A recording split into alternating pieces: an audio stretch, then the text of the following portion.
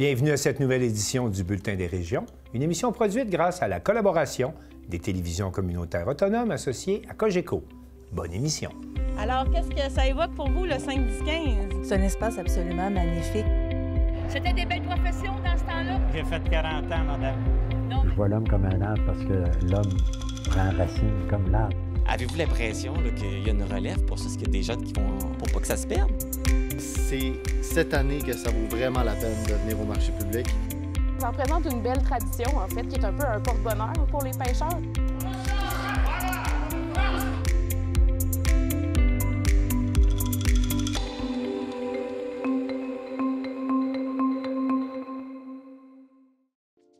Au sommaire pour vous cette semaine.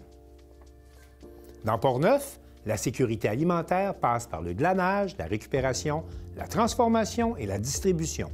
À Montjoly, c'était la deuxième édition du Salon interculturel. À Vaudreuil-Dorion, le musée régional Vaudreuil-Soulanges partage 60 ans d'exposition. À Sainte-Anne-des-Monts, un vitrail pour la Maison de la culture. À Princeville, on visite le marché de Noël érable Arthabasca. À Baie-Saint-Paul et partout au Québec, on participe à la guignolée des médias. À Passepébiac, c'est la parade de Noël. À Saint-Jacques-de-Montcalm, le Grand Orchestre de Joliette reçoit les écoliers de l'école Les Mélèzes. Mais pour commencer cette émission, on va se rendre à Amqui, au Chaudron Gourmand, une soupe populaire, vraiment populaire, en tout cas, si on se fie aux témoignages recueillis par Marc Baudouin de la télévision de la Matapédia. En raison de rénovations dans les locaux de l'organisme Moisson-Vallée, le début de la saison du service du chaudron gourmand, communément appelé la soupe populaire, a été retardé. Maintenant que les travaux sont complétés, c'est reparti. Je suis avec Brigitte Pellerin, qui est la directrice de Moisson-Vallée. Bonjour, Brigitte. Bonjour! Donc, la soupe populaire a repris plus tard cette année en raison de travaux. Hein, c'est une bonne raison. Oui. Là, les travaux sont terminés. Qu'est-ce qui a été fait? On a rénové les armoires qui sont derrière moi, les comptoirs en stainless, c'est nouveau, le réchaud pour garder la nourriture chaude. Puis il y a tout un nouveau concept qui a été fait par Décoration d'amour et la belle Myriam pour que le lieu soit plus chaleureux. La salle à manger, tout ça, c'est vraiment magnifique, là, le travail qu'ils ont fait. Effectivement, c'est sûr que les travaux, c'est toujours plus long, toujours des délais. Fait que c'est pour ça que ça nous a pris quelques mois. C'est un investissement de plus de 50 000 que l'organisme a fait grâce à des subventions, des dons, des fondations. On est super contents. C'est très beau. Oui, mais ça valait la peine d'attendre un peu plus pour avoir accès à la soupe, pour avoir ce beau décor. Et là, on le voit derrière nous. Je pense que c'était attendu, ce retour. Très attendu. Puis nous, on voulait que le lieu soit beau pour enlever l'idée de la soupe populaire dans le sous-sol d'une église. Donc, avec des tables ordinaires, comme on était à la petite école. Fait que c'est pour ça que c'est important pour nous d'offrir un beau lieu chaleureux. Les gens ont l'air à trouver ça beau. Oui, puis parce qu'il y a encore peut-être encore des préjugés par rapport à la soupe populaire, que c'est peut-être juste pour ceux qui n'ont pas les moyens financiers, mais c'est pas ça du tout, là. Non, c'est pas ça du tout. La soupe populaire est faite, oui, pour ceux qui en ont besoin, mais pour tout le monde. Vous venez manger, on demande $1 pour le dessert, mais vous voulez donner 20 5 $, 2 $. Le choix reste à la discrétion de la personne. Oui, l'argent va tout à Moisson-Vallée, là. Oui, dans le fond, ça nous sert à réacheter les ingrédients pour la semaine d'après. Parce que c'est une belle activité pour socialiser et sortir aussi. Effectivement. Les gens viennent faire vraiment leur social. Puis c'est un beau lieu aussi pour les autres organismes pour faire la promotion de leurs services aussi. Ceux qui sont habitués de venir voient peut-être que il y a de nouvelles main-d'œuvre, hein? Il y a plus de monde là, pour faire le service. Oui, on a recruté une jeune cuisinière, on est bien contents, qui va remplacer Marjo dans un futur très, très, très éloigné. Pas tout de suite, mais bientôt. Tout de suite, mais bientôt. Puis comme on grossit un petit peu, on a besoin d'un peu plus de personnel. Ça fait qu'il y a des gens qui se sont greffés à nous à 1 à 2 journées par semaine. Là. Fait que ça nous aide beaucoup. La demande alimentaire doit augmenter aussi, j'imagine. Ah oui, on est à 10 Les paniers de Noël, je suis rendue à 300 à l'heure actuelle, là, paniers pour cette année. Ça fait que... On a la chance d'avoir ce beau service-là, oui. de pouvoir venir prendre un beau goûter. Brigitte, merci beaucoup. Puis bravo pour ces beaux travaux. Puis on vous souhaite une belle saison avec la soupe populaire. Merci beaucoup. On est très contents d'être de retour. Merci. Je me suis entretenu avec des usagers de la soupe populaire aujourd'hui pour connaître leur réaction face au retour du service.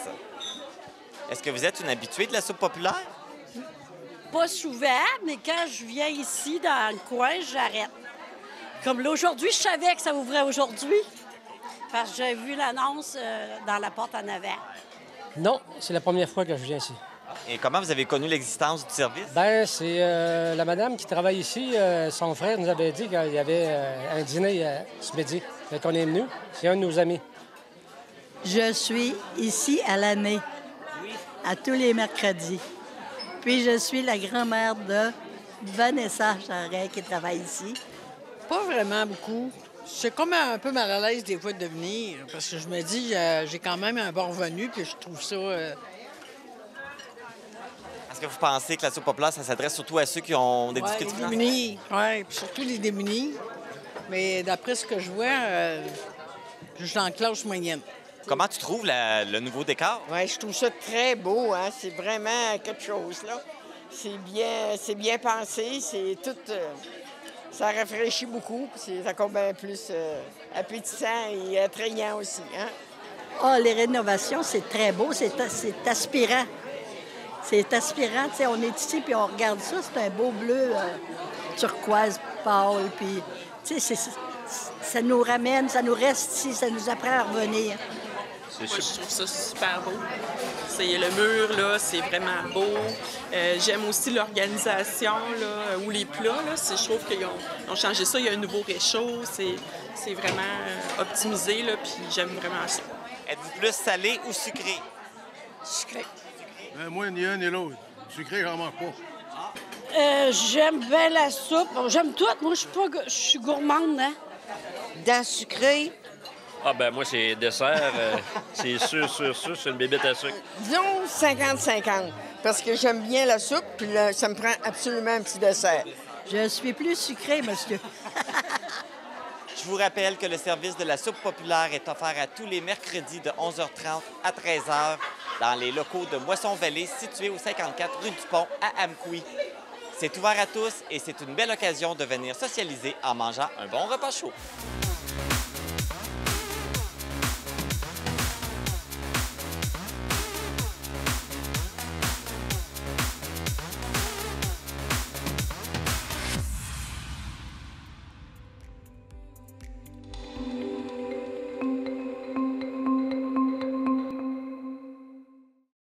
Arthur Bordelot de CJSR nous explique que la sécurité alimentaire dans Portneuf, ça passe par le glanage, la récupération, la transformation et la distribution.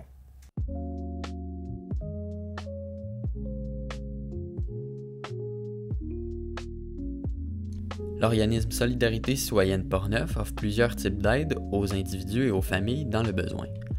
Un de leurs principaux services est l'aide alimentaire. Entre autres, des collations santé gratuites pour les enfants sont offertes aux familles qui respectent les critères d'inscription.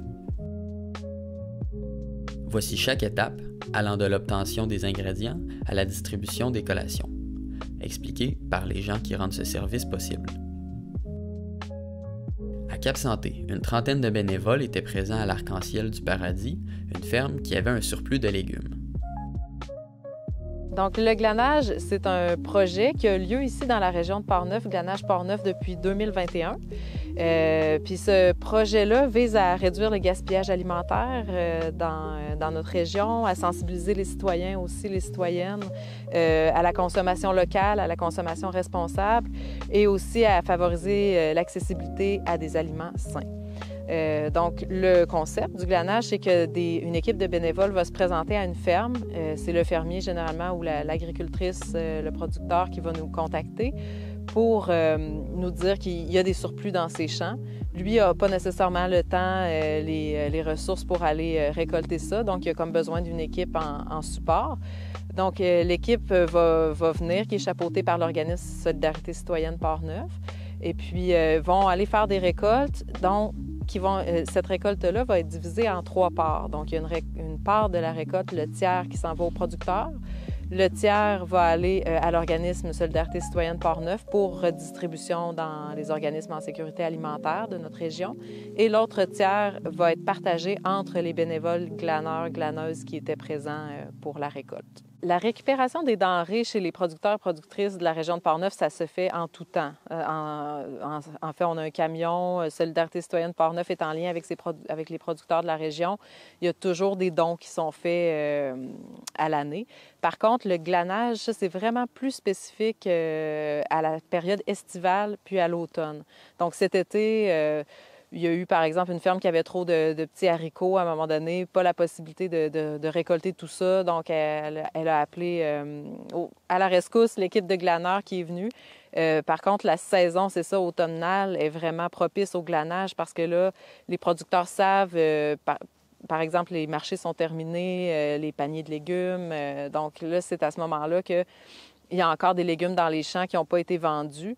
Puis c'est là que souvent les plus grosses corvées de glanage vont avoir lieu là, dans cette période-là de l'année.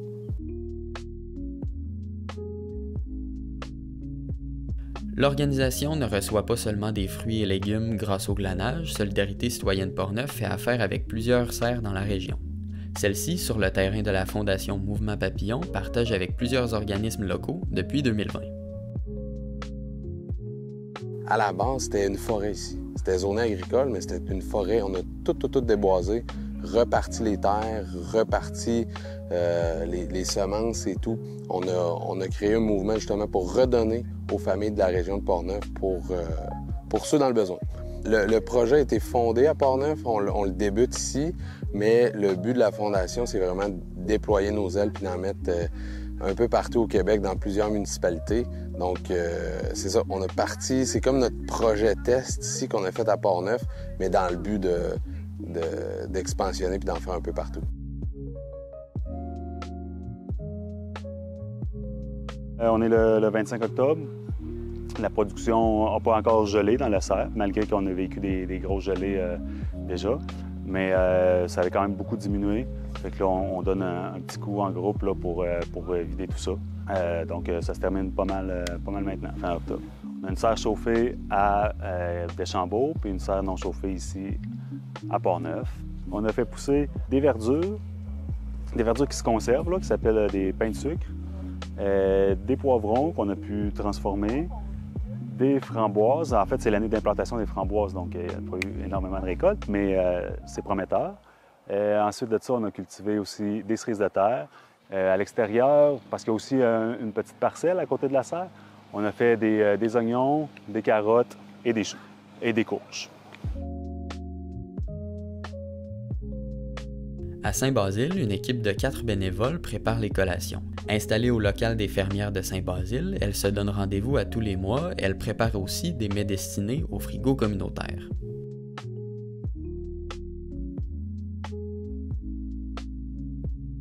Alors aujourd'hui, nous poursuivons les collations santé Portneuf pour Saint-Basile et on prépare des barres tendres santé.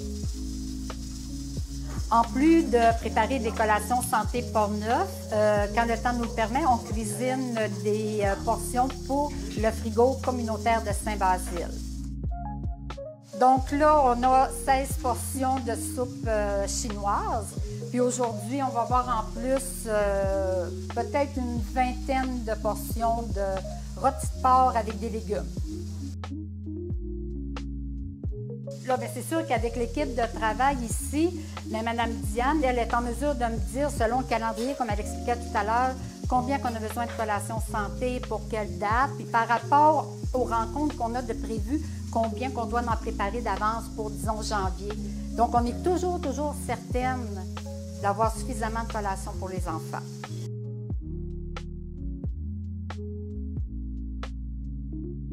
Les collations santé, lorsqu'elles sont prêtes, elles sont toutes emballées individuellement et par la suite, là, elles sont comptabilisées pour les distributions.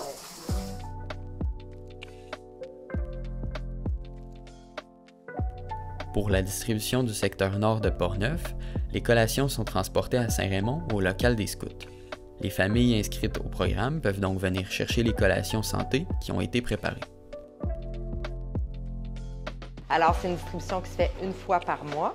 On est dans 5 milieux différents et présentement, c'est 260 enfants qui sont desservis par le programme.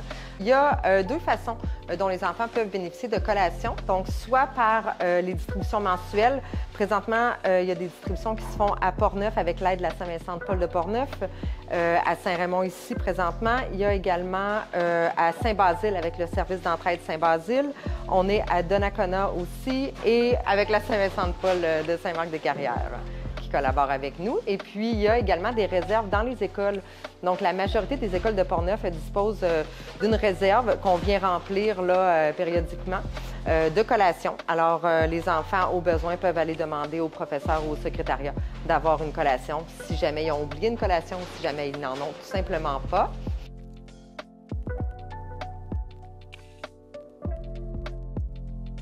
Nous, on va venir soutenir les organismes. On a le SOS Accueil avec qui on collabore et la Saint-Vincent-de-Paul de Saint-Marc-des-Carrières, justement, avec notre programme de récupération en supermarché.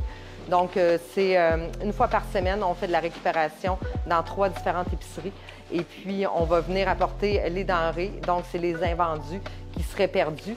Donc, on vient récupérer toutes ces denrées-là qui sont apportées dans les organismes partenaires. Eux vont prendre une part. Et puis, il y a une part qui va être distribuée, ce qu'eux n'ont pas besoin ou le surplus. Nous, on le distribue soit dans le réseau de frigos solidaires. Donc, c'est environ 14 frigos qu'on a à travers le territoire de Portneuf présentement, que les citoyens et les municipalités, c'est une collaboration vraiment avec la communauté dans les différents milieux où les gens peuvent aller porter des denrées ou aller en chercher selon le besoin. Donc, c'est vraiment un projet qui inclut les communautés, les municipalités. Puis nous, 2 fois par semaine, on fait des tournées dans les frigos pour pouvoir apporter de la nourriture, soit qui a été cuisinée ou justement des invendus comme ça là, qui seraient perdus. Puis, tout ce qui est viande fraîche, on ne peut pas le distribuer directement comme ça. Il doit être transformé. Donc là, ça va migrer là, vers nos équipes de bénévoles qui vont faire la transformation alimentaire ou des organismes là, dans le besoin qui nous contactent, puis on peut leur distribuer de la viande pour leurs bénéficiaires.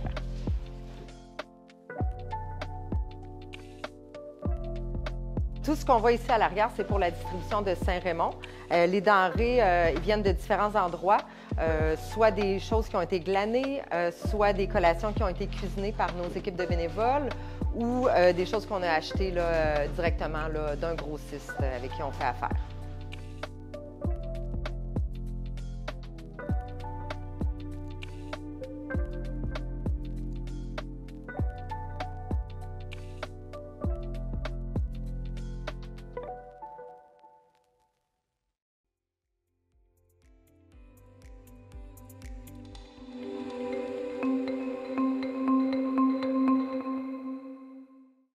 À Montjoly, on célèbre la diversité avec la 2e édition du Salon interculturel.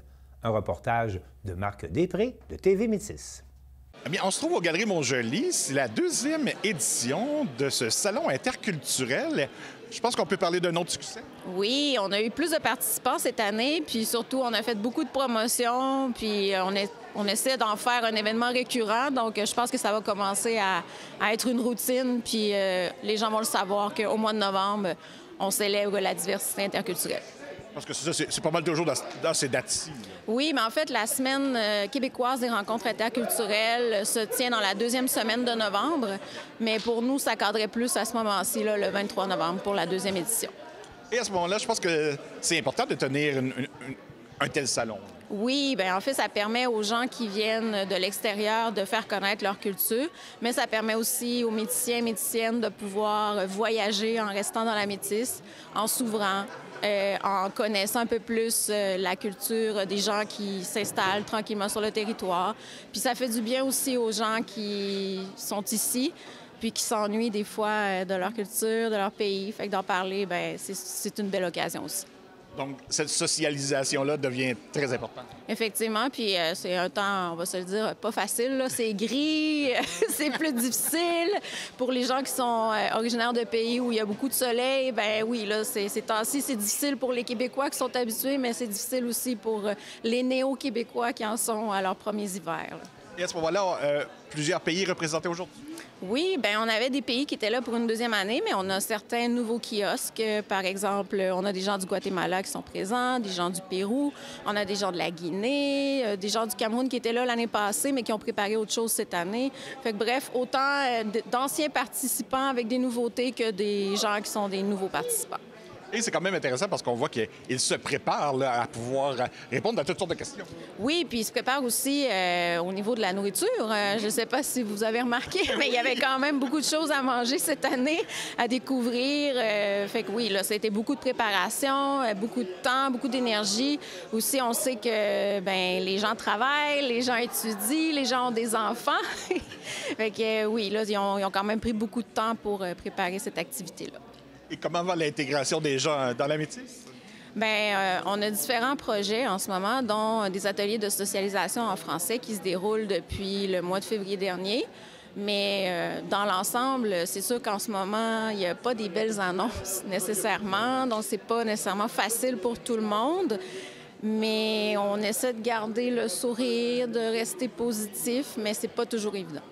Et donc, je pense qu'on a pu le remarquer, les gens allaient vers les différentes personnes qui avaient organisé des kiosques. Oui, il y avait quand même beaucoup d'intérêt. Il y a des gens qui nous ont dit qu'ils sont venus spécifiquement pour l'activité aujourd'hui, puis qui étaient vraiment contents d'être là, de s'ouvrir, de rencontrer des gens. C'est vraiment une belle opportunité. Puis les gens aussi étaient habitués d'aller à Rimouski parce qu'il y a un marché interculturel, il y a aussi un festival interculturel à Rimouski. Mais là, d'avoir ça chez nous dans la Métisse, c'est une très belle occasion. Puis on est vraiment contents d'avoir vu une bonne participation cette année. Donc, à ce moment-là, devant cette belle activité et l'intérêt des gens, donc on peut s'attendre à ce que ça revienne. Bien, on espère revenir pour une troisième année, effectivement. Et s'il y a des gens qui voudraient participer l'année prochaine, qui peuvent prendre contact avec nous, puis on espère avoir encore plus de participants l'année prochaine.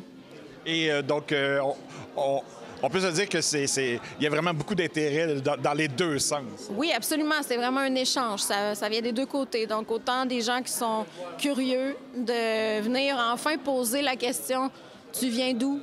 C'est comment chez vous? » Oui. Fait, là, c'était l'occasion pour poser la question. Puis c'était l'occasion pour les gens qui sont originaires d'un autre pays de pouvoir parler de leur culture. Puis c'était un beau maillage. Et finalement, leur nouveau chez nous devient leur chez nous officiel. Ben oui, puis la métisse se transforme aussi, prend des nouvelles couleurs. Donc, c'était aussi de mettre ça de l'avant, l'objectif de cette activité-là. Ben, félicitations. Bien, merci.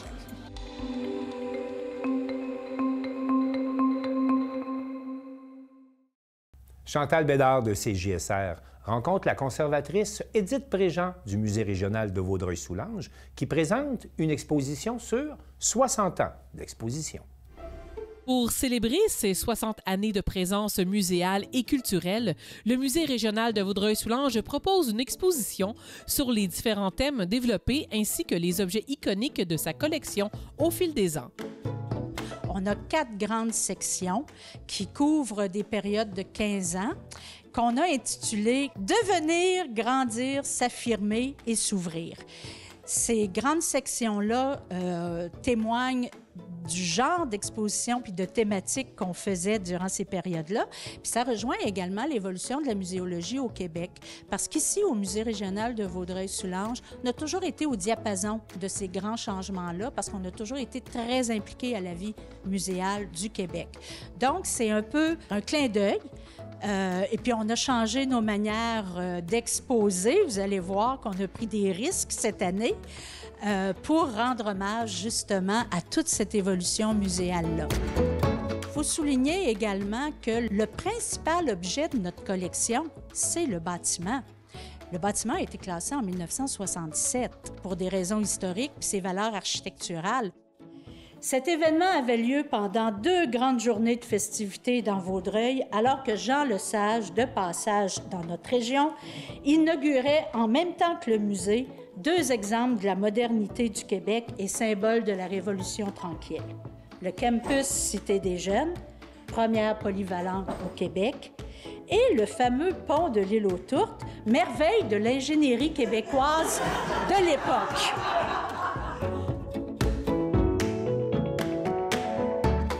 Je je m'empresse toujours de souligner que exposer dans un objet de collection, c'est un défi. Hein? Ça fait 60 ans qu'on expose dans un bâtiment qu'il faut préserver. Alors, on ne touche pas à grand-chose. On a des fenêtres, des portes, des étages.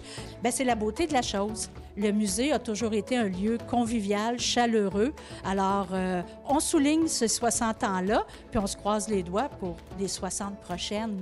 Alors, tout au long de l'année, on va essayer d'avoir des petits événements, comme on fait toujours autour de nos expositions, pour souligner ce 60e anniversaire-là. Bravo, bravo pour votre beau travail. Bien, merci beaucoup.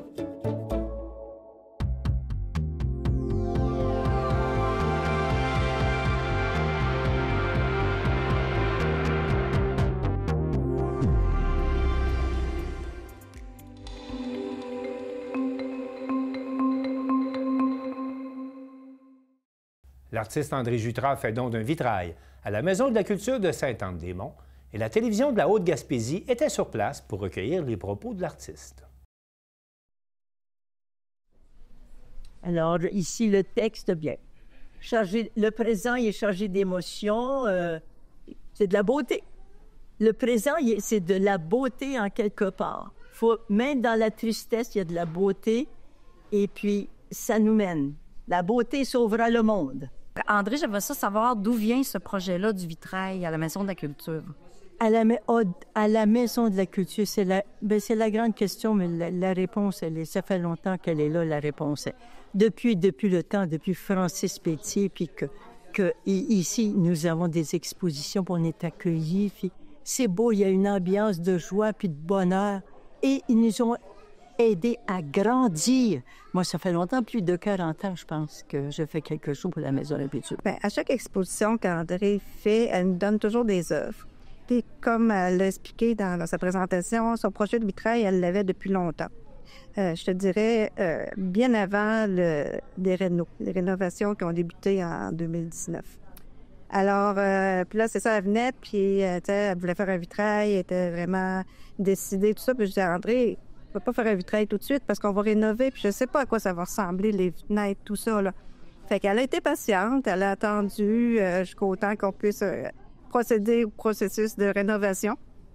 Puis, c'est ça, fait que je te dirais, c'est peut-être une histoire de 10 ans, là, parce que ça fait déjà presque 5 ans qu'on a fermé. Ça fait déjà 5 ans, ça va sur 6 ans qu'on a fermé la Maison de la culture pour les rénaux. Fait qu'avant qu'elle puisse, fait qu'elle était très patiente, puis c'est ça, je pense que c'était un legs qu'elle voulait faire. T'sais, elle a fait des legs par ses œuvres à chacune des expositions, mais là, un leg vraiment fait sur mesure pour le lieu. C'est le présent toujours. Et au centre, qu'est-ce que je trouve ici, c'est qu'il y a une grisaille. La grisaille, eh bien, c'est une sorte de petite boîche là, bien ordinaire. On la dépose sur le verre et on fait cuire. Tout est cuit. Le verre, il est cuit. C'est pas du verre peint, c'est du verre cuit. Et il y a du verre aussi qui vient de la mer de Sainte-Anne-des-Monts. Ici, il y en a quelques-unes là aussi. Ça m'a été donné, puis j'ai des de mes amis qui sont venus me dire, André, moi, je fais partie, moi aussi, de ton vitrail, parce que j'ai des pierres de mer que j'ai données. Je veux vous féliciter et vous remercier, parce que moi, je l'ai vu en chantier, oui, cette œuvre-là. Oui. Je savais pas qu'est-ce que ça donnerait, mais c'est magique, vraiment. Bon, ça me fait plaisir. Alors, c'est pour le plaisir des gens. Une religieuse m'a déjà dit, excusez, m'a déjà dit, puis j'aurais fait un dessin, c'est un art et tu es une artiste. Et tu es une artiste. Son parcours artistique à Sainte-Anne-des-Monts qui va figurer à l'intérieur de la Maison de la culture. Puis c'est drôle parce que, je sais pas si elle l'a expliqué tantôt dans sa présentation, mais elle a du verre poli de mer à l'intérieur de son vitrail. Puis il y a une des religieuses qui est allée et elle a dit, André, j'ai reconnu la roche que je t'ai donnée, le verre que je t'ai donné. Fait que, tu sais, c'est là une grande signification pour les citoyens, pour la communauté.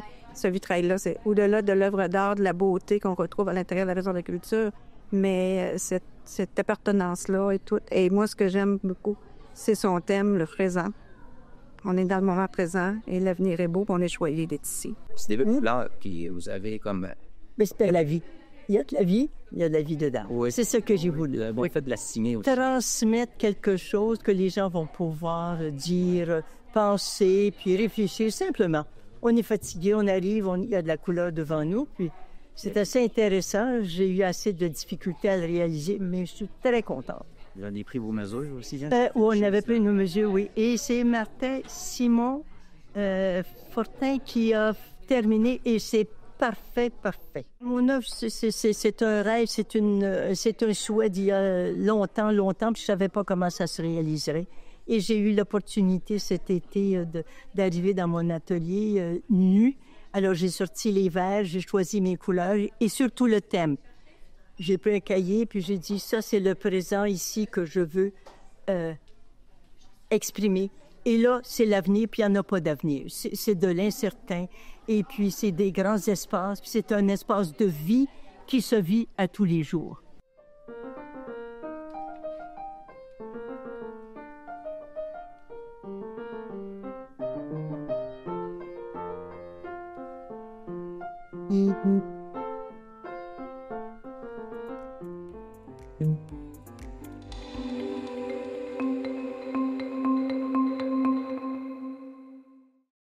Sylvana Suarez de la télévision de l'érable a rencontré les producteurs, les artisans, les entrepreneurs qui participaient au marché de Noël Érable Arthabasca qui s'est tenu tout récemment à Princeville.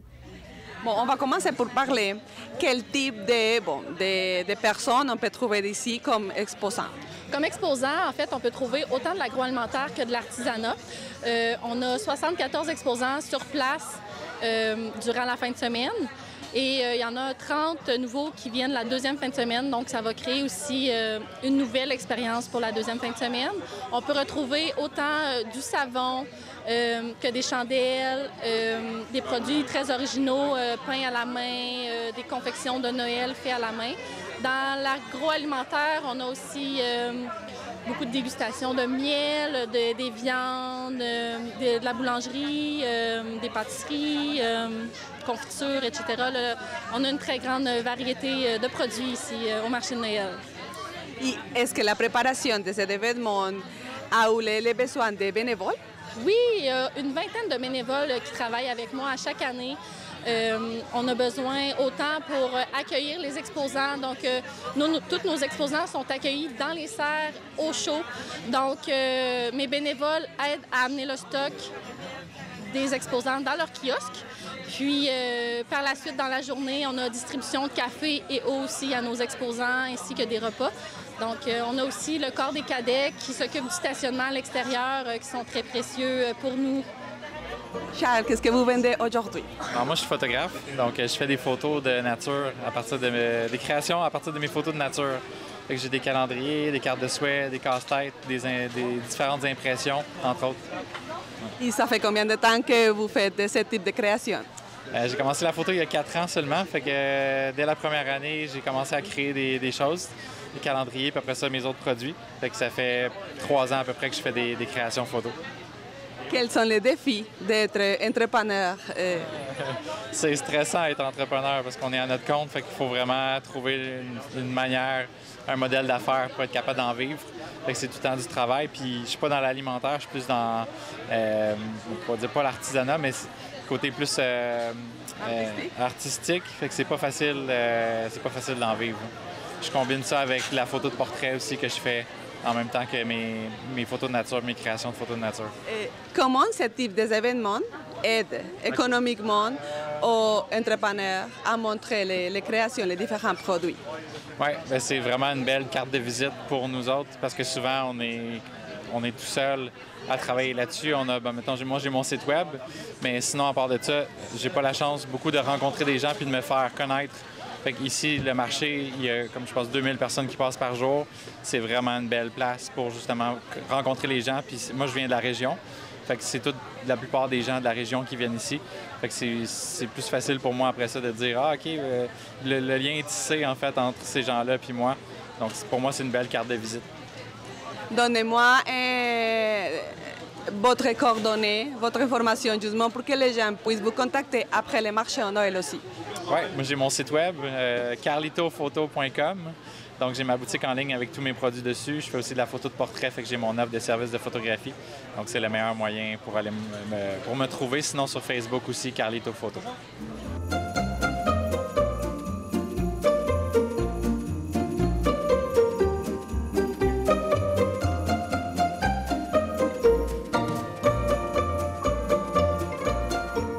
Marie-Claude, de quoi il s'agit l'activité d'aujourd'hui pour soutenir Horace et les familles aussi dans les besoins? Bien, aujourd'hui, c'est ça, c'est comme une fête aujourd'hui. Fait que les gens sont généreux, on donne des dons, on donne de la nourriture. Alors, on fait du bénévole justement pour pouvoir combler les familles qui sont dans le besoin. Et comment, de quoi il s'agit l'activité? Comment les gens peuvent soutenir l'activité du tirage d'aujourd'hui? Aujourd'hui, mais c'est ça, on passe, puis là, ils voient comme de quoi que s'ils donnent un don, mais on joue à la roulette. Alors, ça leur permet d'avoir un petit cadeau aussi en retour.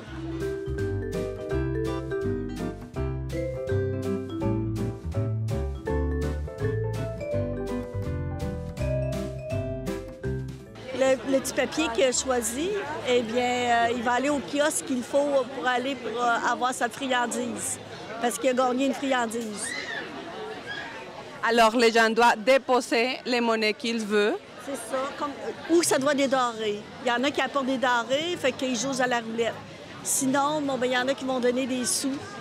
Alors, eux aussi, ils jouent à la roulette. Puis là, mais il y a toutes sortes de petites surprises. Soit c'est de 10 $ de rabais dans un kiosque, ou soit c'est des friandises dans un autre kiosque, parce qu'on n'a pas tout ça ici, là. Fait qu'ils vont choisir selon les petits papiers qu'on leur donne.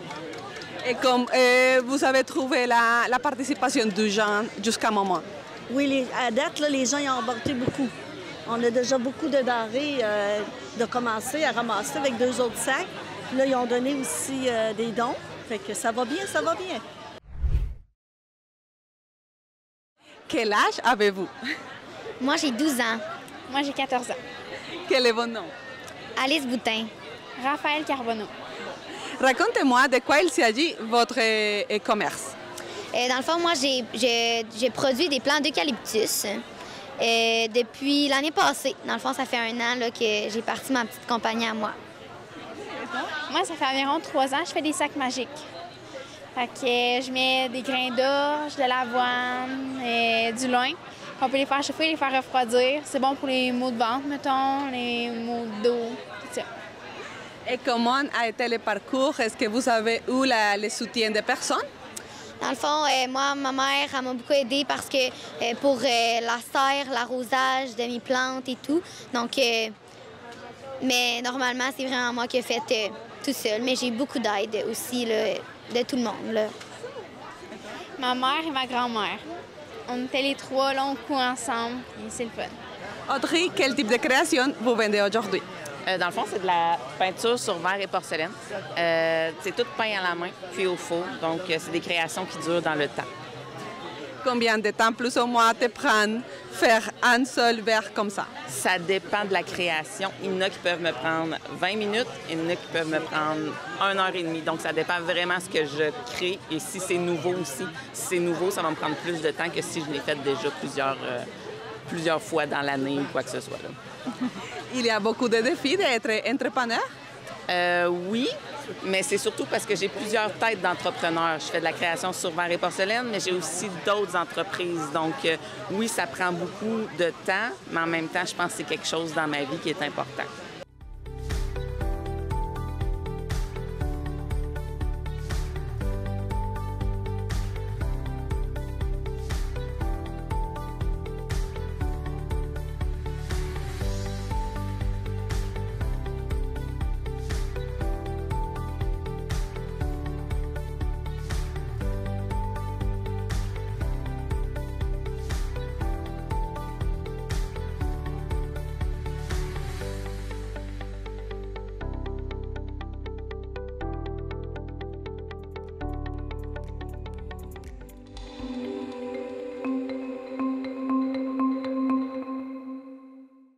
Mathieu Larivière de TVCO a participé à la guignolée des médias et il nous a préparé un reportage.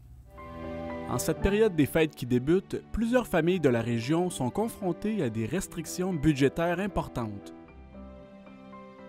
Une fois de plus cette année, le Centre communautaire Pro-Santé a organisé la guignolée des médias dans Charlevoix-Ouest afin d'amasser des fonds qui seront destinés à l'achat de produits alimentaires pour ces familles.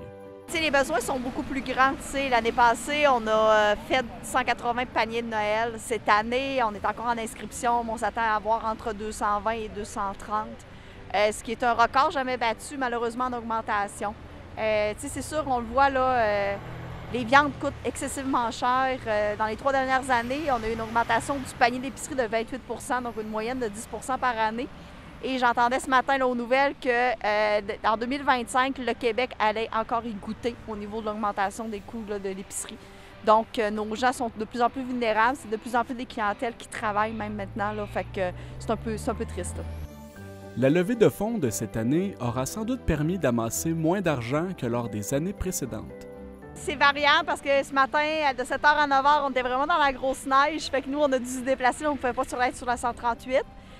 Mais tu sais, les gens sont quand même généreux, les gens s'arrêtent en général, mais c'est sûr que je vais ramasser un petit peu moins. Là, ce midi, on a pu se réinstaller là, sur le coin de la 138 parce que c'est beaucoup plus sécuritaire pour les gens. Là. Dans les dons d'argent, êtes-vous confronté au fait que les gens, ils en ont plus d'argent comptant sur eux? Est-ce que c'est une réalité? Bien oui, c'est une réalité. C'est sûr que ça fait plusieurs semaines qu'on en parle dans les médias. Tu sais, les médias provinciaux, ils en parlent depuis une semaine aussi, mais c'est sûr que oui. Sauf qu'on a toujours la possibilité d'aller sur notre site internet pro-santé.ca. Puis ils peuvent faire des dons en ligne, donc tu peux faire vraiment ton don avec une carte de crédit. Tu peux nous faire des virements bancaires, tu peux venir au centre communautaire nous en faire. Et la semaine prochaine, on va être dans les 3 épiceries de Baie-Saint-Paul. Donc venez, mais je vais avoir besoin aussi de denrées non périssables. Donc quand vous allez faire votre épicerie, ajoutez-en un petit peu plus pour pouvoir nous donner aussi. La directrice rappelle que l'événement est rendu possible grâce à la collaboration de plusieurs partenaires. On a les médias locaux, mais au-delà des médias locaux, j'ai aussi là, mes pompiers, mes paramédics. La Sûreté du Québec, ils ne peuvent pas faire de cueillette, mais ils s'assurent qu'on est en sécurité. Plus, j'ai des employés du centre communautaire, plus des bénévoles là, qui viennent nous donner main forte. 2 intervenantes de l'organisme communautaire témoignent de leur expérience en cette journée de solidarité. Moi, j'adore faire la guignolée des médias. Ça fait déjà depuis 2018 que je la fais tous les ans. Donc, j'aime ça, recueillir des dons. Je trouve ça super important d'être aussi près des gens dans la communauté, leur expliquer pourquoi on le fait. Donc, c'est significatif vraiment. Dans notre travail aussi, là, tu sais, c'est un essentiel. Oh, moi, j'adore ça. J'ai un grand plaisir. J'envoie des grands sourires. Des fois, les dons sont encore plus gros. J'aime bien ça. C'est un beau défi. Des bénévoles de la région se sont également joints à la mobilisation pour prêter main forte. C'est un milieu communautaire, fait qu'on a la communauté super à cœur. Puis si on peut faire un petit geste dans notre journée, on va sauter dessus tout de suite. Là. Pas juste pour nos jeunes, pour la communauté aussi. Les parents font partie de ceux qu'on aide. Comment est-ce que vous vivez votre expérience générale aujourd'hui à l'extérieur? C'est vraiment le fun. La neige est super magnifique. On danse, on se met du beat, puis on a du fun. Les gens sont super contents. Même s'ils donnent pas, ils nous font la main, puis ils sont super contents de la journée. L'organisatrice en chef de la collecte spécifie que les familles qui en ressentent le besoin ne devraient pas hésiter à contacter le centre Pro-Santé pour avoir accès à un panier de Noël. Si les gens ne se sont pas inscrits, que vous n'arrivez plus à payer votre épicerie là, que par carte de crédit, puis votre carte de crédit, elle est toujours pleine. Gênez-vous pas, il est toujours temps de s'inscrire. On n'a pas de date limite, donc venez nous voir. Au total, ce sont plus de 8 000 $ qui ont été amassés lors de cette édition de la Guignolée des médias dans Charlevoix-Ouest.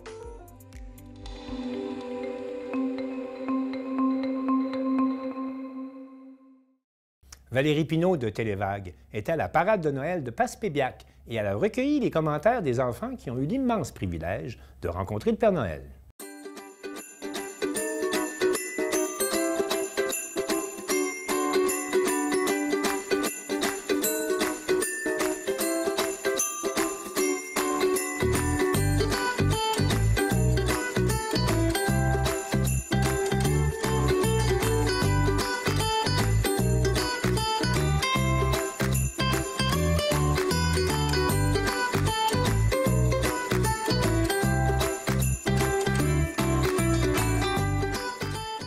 Comment ça s'est déroulé, la parade? Ça s'est super bien déroulé. Je suis vraiment contente de tous les gens qui ont venu ici. Il y a encore des gens sur la scène avec le Père Noël en train de se faire donner des cadeaux puis prendre des photos. C'est super. Je remercie vraiment la population de venir à mes événements parce qu'à chaque événement qu'on fait, le comité jeunesse, il y a vraiment beaucoup de gens. C'est le fun. As-tu une petite idée? Il y a eu combien de voitures allégoriques? Je sais pas, peut-être une trentaine, mais j'ai pas calculé vraiment, mais je sais qu'on était une longue file à s'en venir ici au centre culturel, ouais. Puis en plus, là, la parade était syntonisée en radio. Oui, on a acheté un émetteur radio pour que la parade soit diffusée simultanément dans les voitures, puis que les gens avoisinants pouvaient la syntoniser, là, puis ils pouvaient m'entendre un peu parler, puis on mettait vraiment notre playlist qu'on voulait sur cette radio-là. Puis ils pouvaient voir où est-ce qu'on était rendu durant la parade. Fait que c'est le fun là, pour que les gens viennent ici après au centre culturel. Le Père Noël a donné des belles surprises en plus, hein? Oui, le magasin Art de Passepébiac nous avait commandité plein de cadeaux pour les enfants. Fait que je les remercie aussi parce que c'est les gens qui vont magasiner chez Art, ils donnent une contribution volontaire. Fait qu'avec cet argent-là, que le magasin Art donne des cadeaux.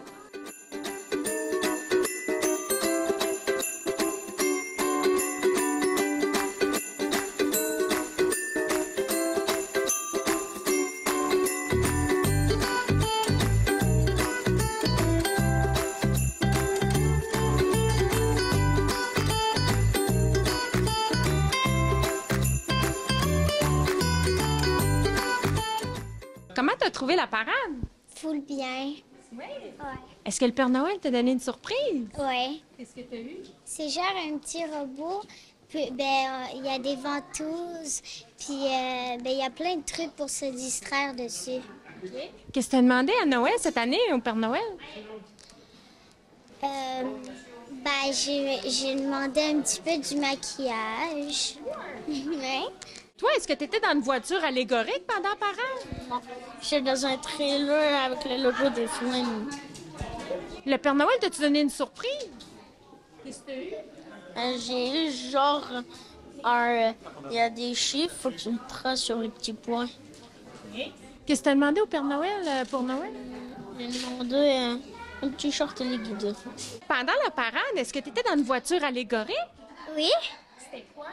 Genre, c'était le truc de Passepébiac, là. Puis il y avait le Grinch. Le Grinch, oui. Le Père Noël t'a-tu donné une surprise? Oui. Qu'est-ce que t'as eu? J'ai eu ça. Les jambes s'étirent. Ouais. Qu'est-ce que t'as demandé à Noël? Un drone. T'étais-tu dans une voiture allégorique pendant la parade? Le char du comité jeunesse. Toi, t'aimes ça, je pense, faire du bénévolat pour le comité jeunesse. Je chronomètre les tournois. T'es dans un trailer. T'as-tu eu froid? Un petit peu. Le Père Noël t'a-tu donné une surprise? Oui. Qu'est-ce que t'as eu? Ça. Une pirate. Ouais. Qu'est-ce que t'as demandé pour Noël? Des postcards. Des postcards. C'est quoi ça, des postcards? C'est des crayons de peinture. Comment t'as trouvé la parade? J'aimais ça, la parade. Oui, t'as aimé ça? Qu'est-ce que le Père Noël t'a donné? Un robot. Montre-moi donc ton robot. Montre-le. Il est beau. Qu'est-ce que t'as demandé pour Noël, toi, Père Noël? J'ai rien dit. Pas encore? T'as pas encore fait ta liste? Non.